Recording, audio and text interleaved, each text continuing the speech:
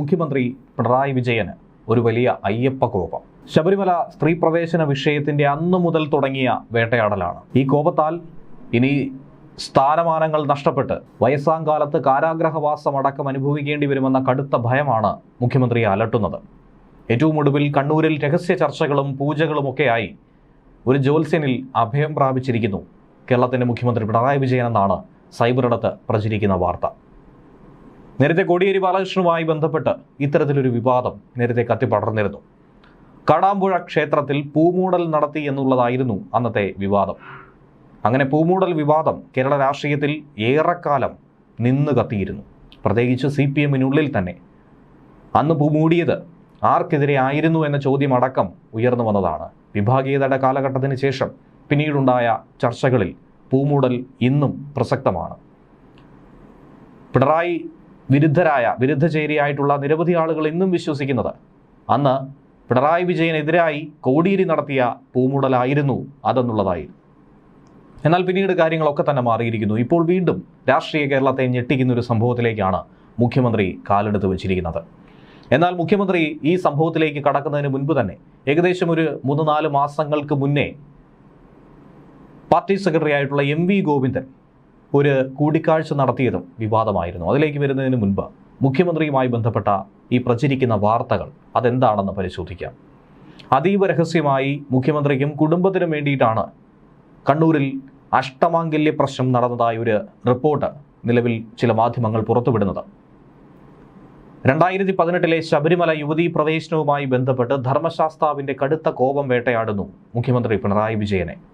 അതുകൊണ്ടാണ് തൊട്ടതിനൊക്കെ തന്നെ വിഷയങ്ങളും വിവാദങ്ങളും ഇങ്ങനെ കെട്ടുപിണഞ്ഞു കിടക്കുന്നത്. അതുകൊണ്ടാണ് മുഖ്യമന്ത്രിയുടെ വ്യക്തിജീവിതമടക്കം പ്രതിസന്ധിയിലായിരിക്കുന്നതെന്നുള്ള ആശങ്കകൾ ഉയർന്നിരിക്കുന്നു. ഇതിനെന്ത് ചെയ്യണം എന്നതറിയാൻ വേണ്ടി പാപപരിഹാരക്രിയ അടക്കം മനസ്സിലാക്കാനാണ് അഷ്ടമാംഗല്യ പ്രശ്നം നടത്തിയതെന്നാണ് നിലവിൽ മാധ്യമ റിപ്പോർട്ട്. കഴിഞ്ഞ ദിവസം മറുനാടനിൽ ഇതുമായി ബന്ധപ്പെട്ട ഒരു റിപ്പോർട്ട് പുറത്തു വന്നിട്ടുണ്ടായിരുന്നു. വിശദമായി ഈ വിവരത്തെക്കുറിച്ച് പരാമർശിക്കുന്നുണ്ടായിരുന്നു. ശബരിമല വിഷയത്തിന് പിന്നാലെ സംസ്ഥാനത്ത് പലതരത്തിലുള്ള സാമ്പത്തിക പ്രതിസന്ധിയും രാഷ്ട്രീയ ആകുലതകളും ഒക്കെ തന്നെ സംഭവിച്ചിരുന്നു, കോലാഹലങ്ങൾ. എന്തിനേറെ പറയുന്നു, മുഖ്യമന്ത്രിയുടെ ആരോഗ്യസ്ഥിതി പോലും ഏറെ വഷളായിരുന്നു. അമേരിക്കയിലുള്ള മയോ ക്ലിനിക്കിൽ അദ്ദേഹത്തിൻ്റെ സന്ദർശനം അടിക്കടി നടത്തേണ്ടി വരുന്നത് അദ്ദേഹത്തിന് വലിയ തോതിൽ തന്നെ കലശലായ അസുഖം മൂർച്ഛിക്കുന്നു എന്നുള്ളതിൻ്റെ സൂചന കൂടിയാണ്.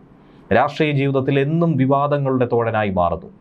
ഒരുപക്ഷെ കേരള രാഷ്ട്രീയത്തിൽ ഇത്രയധികം വിവാദങ്ങൾ ചുറ്റിപ്പറ്റി നിന്ന ഒരു മുഖ്യമന്ത്രി ഉണ്ടായി കാണില്ല. ഓരോ കാലഘട്ടത്തിലും ഓരോ ടൈമിലും ഓരോ വിഷയങ്ങളാണ്. ഏറ്റവും ഒടുവിൽ ഇപ്പോൾ വേട്ടയാടുന്നതും ശബരിമല തന്നെയാണ്. അങ്ങനെ ഈ തിരിച്ചടികൾക്കും പാപപരിഹാരത്തിനും വേണ്ടിയാണ് അദ്ദേഹം ജ്യോത്സ്യനെ കാണാൻ തീരുമാനിച്ചത്. അദ്ദേഹവുമായി ബന്ധപ്പെട്ട വൃത്തങ്ങൾ ആ ഒരു തീരുമാനം നടത്തിയെന്നാണ് റിപ്പോർട്ടുകൾ സൂചിപ്പിക്കുന്നത്. ഈ രീതിയിൽ മുന്നോട്ട് പോകാൻ കഴിയില്ലെന്ന് കൃത്യമായി മറുപടി നൽകി. കണ്ണൂരിലെ ഒരു ബന്ധുവിൻ്റെ ഉടമസ്ഥയിലുള്ള റിസോർട്ടിൽ 3 ദിവസം അഷ്ടമാംഗല്യ പ്രശ്നം നടന്നുവെന്നാണ് നിലവിലെ സൈബറിടത്തെ വാർത്ത. ഗുരുവായൂരിൽ ദേവപ്രശ്നം നടത്തിയിട്ടുള്ള പ്രഗത്ഭനായ ഒരു തന്ത്രി ഇതിന് നേതൃത്വം നൽകിയെന്നും പറയുന്നു. ഏറെ ചെലവുള്ള ഒരു പ്രതിക്രിയയായ അഷ്ടമാംഗല്യ പ്രശ്നം ഇനി മുന്നിൽ മറ്റ് നിർവാഹമൊന്നും തന്നെ ഇല്ലാതെ വന്നതോടെ നടത്തേണ്ടി വന്നുവെന്നാണ് കരുതുന്നത്.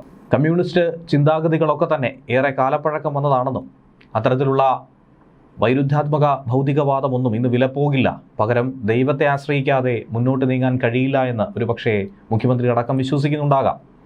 അതുകൊണ്ടാണല്ലോ അയ്യപ്പ സംഗമവും മറ്റ് പരിപാടികളുമൊക്കെയായി എന്തിനേറെ പറയുന്നു ശ്രീകൃഷ്ണ ജയന്തി പോലും ഇപ്പോൾ CPM ഏറെ കൊണ്ടാടുന്നുണ്ട്. കബഡി നിരത്തി ജ്യോത്സ്യൻ അന്ന് കണ്ടെത്തിയ ചില വിവരങ്ങൾ മുഖ്യമന്ത്രിയെ ഞെട്ടിച്ചു കളഞ്ഞതായിരുന്നു. പ്രശ്നചാട്ടിൽ പറഞ്ഞിരിക്കുന്ന വിവരങ്ങൾ മുഖ്യമന്ത്രിയുടെ ജീവന് പോലും ആപത്തുണ്ടാകുന്നത്. ദൈവാനുഗ്രഹം വളരെ കുറഞ്ഞു വന്നിരിക്കുന്നു. മുൻജന്മ പുണ്യം പൂർണ്ണമായും തീർന്നിരിക്കുന്നുവെന്നാണ് ആ ഫലത്തിൽ പറയുന്നത്.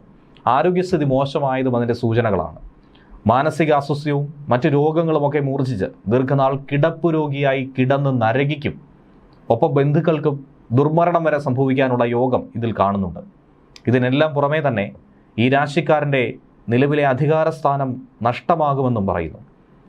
കൂടാതെ കാത്തിരിക്കുന്നതാകട്ടെ കാരാഗ്രഹവാസവും.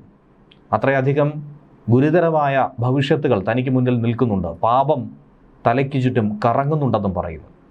ഇത് തന്നിൽ മാത്രം ഒടുങ്ങുന്നതല്ല, മക്കൾക്കും കുടുംബത്തിനും പോലും നാശം സംഭവിക്കുമെന്നാണ് ഈ പ്രശ്നത്തിലൂടെ പറഞ്ഞിരിക്കുന്നത്.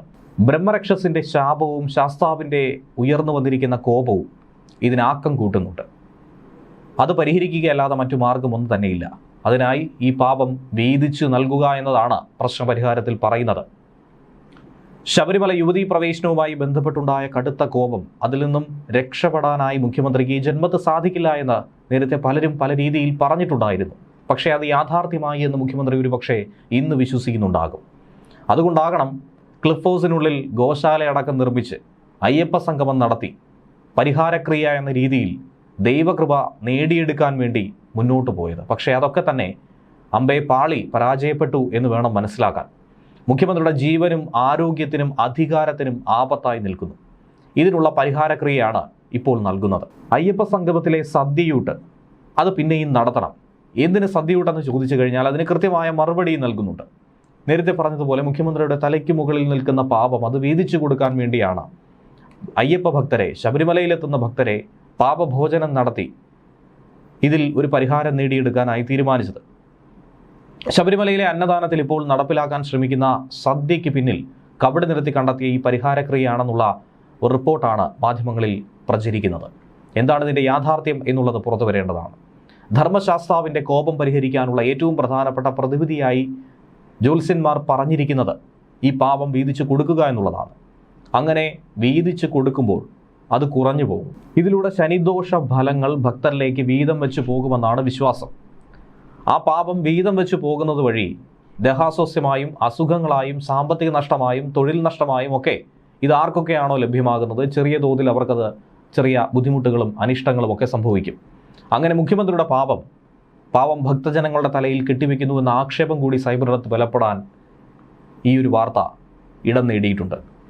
ഇതുമായി ബന്ധപ്പെട്ടിപ്പോൾ അന്നദാനത്തിൽ കൊടുക്കുന്ന ഭക്ഷണത്തിൽ എള്ള് ചേർക്കാൻ കഴിയുമോ എന്ന് അധികൃതർ അന്വേഷിച്ച് കഴിഞ്ഞു. എള്ള് ചെറിയൊരു വിഹിതം സംഭാവനയായി മുഖ്യമന്ത്രിയുടെ കുടുംബത്തിൽ നിന്ന് ലഭിക്കുമെന്നാണ് നേരത്തെ ചില റിപ്പോർട്ടുകൾ കിട്ടിയത്. നിയമപരമായ ചില പ്രശ്നങ്ങൾ പഠിക്കാൻ ദേവസ്വം കമ്മീഷൻ അധ്യക്ഷനായ പ്രത്യേക കമ്മിറ്റിയെ നിയോഗിച്ചിരുന്നു. ആ കമ്മിറ്റിയുടെ റിപ്പോർട്ട് കിട്ടിയ ശേഷമാണ് കഴിഞ്ഞ ദിവസം ചേർന്ന ബോർഡ് യോഗം സദ്യയുടെ വിഭവങ്ങളെ നിശ്ചയിച്ചത്. സദ്യയിൽ ചോറ്, പരിപ്പ്, സാമ്പാർ, അവിയൽ, അച്ചാർ, തോരൻ എന്നിവയ്ക്കൊപ്പം പപ്പടവും പായസവും ഉൾപ്പെടെ 7 വിഭവങ്ങൾ ഉൾപ്പെടുത്തിയിട്ടുണ്ട്. ഉച്ചയ്ക്ക് 12 മണി മുതൽ 3 മണി വരെ സദ്യ കിട്ടും. കഴിഞ്ഞ ചൊവ്വാഴ്ച മുതൽ സദ്യ കൊടുക്കാൻ നേരത്തെ തീരുമാനിച്ചു. പക്ഷേ ക്രമീകരണങ്ങൾ ഏർപ്പെടുത്താനുള്ള കാലതാമസം ഉണ്ടായതുകൊണ്ട്, സാധനങ്ങൾ വാങ്ങുന്നതിനെ ചൊല്ലിയുള്ള അഭിപ്രായ വ്യത്യാസമുള്ളതുകൊണ്ട് ഈ പദ്ധതി കുറച്ചൊന്ന് വൈകി പോവുകയായിരുന്നു.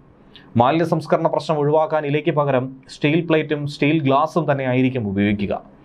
അപ്പോൾ ഇത്തരത്തിലുള്ള പാപ പരിഹാര പ്രക്രിയകൾ മുഖ്യമന്ത്രി സ്വീകരിക്കുന്നുവെന്ന ആക്ഷേപം ഇതിന് പിന്നാലെ ഏറെ ബലപ്പെടുന്നുണ്ട്.